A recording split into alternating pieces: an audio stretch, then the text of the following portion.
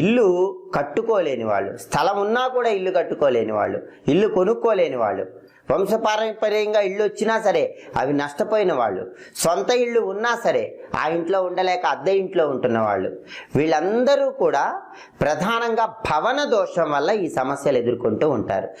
మరి ఈ భవన దోషం పోవాలంటే ఏం చేయాలంటే పరిహార శాస్త్రంలో ఒక అద్భుతమైన పరిహారం చెప్పారు.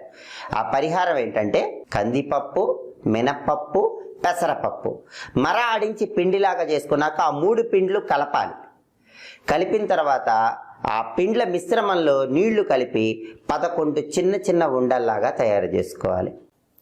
ఆ 11 చిన్న చిన్న ఉండల మీద బెల్లం ముక్కలు ఉంచాలి.